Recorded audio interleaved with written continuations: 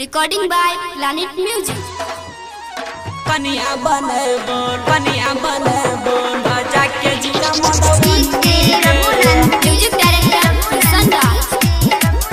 माई कसम हम कनिया बने बोल बजा के जिला दरभंगा के सहिया से कोचिंग में देखले हे गई कहै चल चल फंगा गे कहै चल चल फंगा गे आ माई कसम हम कनिया बने बोल बजा के जिला दरभंगा गे आ माई कसम हम कनिया बने बोल बजा के जिला मधुबनी गे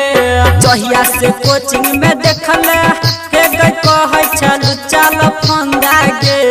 कहै चल चल फंगा गे आ माई कसम हम कनिया बने बोल बजा के जिला दरभंगा गे आ माई कसम हम कनिया बने बोल बजा के जिला मधुबनी गे कनिया बने बोल बजा के जिला मधुबनी गे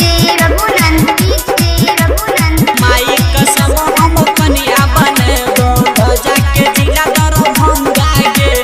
Planet Music Darbhanga. झुमका नथिया बाली हे गई कि न देबो ठोरंगा गे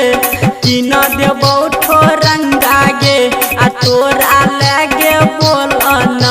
आ कि न बहु सारी बढ़िया गे आ माई कसम हम कनिया बने बोल जाके जिला खगड़िया गे आ माई कसम हम कनिया बने बोल जाके जिला पूर्णिया गे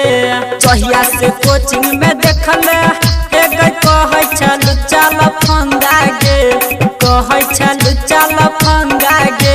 आ माई कसम हम कनिया बने बोल जाके जिला दरभंगा गे आ माई कसम हम कनिया बने बोल जाके जिला मधुबनी गे Planet Music Darbhanga. कनिया बने बोल जाके जिला मधुबनी गे माई कसम हम कनिया बने बोल जाके जिला दरभंगा गे जिला जवार में तोहर हे गई बड़ छगोर की चर्चा गे बड़ छगोर की चर्चा गे आ तोर पर हम करब खूबे खर्चा गे माई कसम हम कनिया बने बोल जाके जिला सहरसा गे माई कसम हम कनिया बने बोल जाके जिला सहरसा गे सहिया से कोचिंग में देखले हे गई कहै चल चल फंगा गे कहै चल चल फंगा गे आ माई कसम हम कनिया बने बोल जाके जिला दरभंगा गे आ माई कसम हम कनिया बने बोल जाके जिला मधुबनी गे Planet Music Darbhanga. कनिया बने बोल जाके जिला मधुबनी गे माई कसम हम कनिया बने बोल जाके जिला दरभंगा गे राइटर रंजित किशन हे गई कहै छो तोरा लाला मुनिया गे कहै छो तोरा लाला मुनिया गे आ बहल राम बिहारी देखै तो पूरा दुनिया गे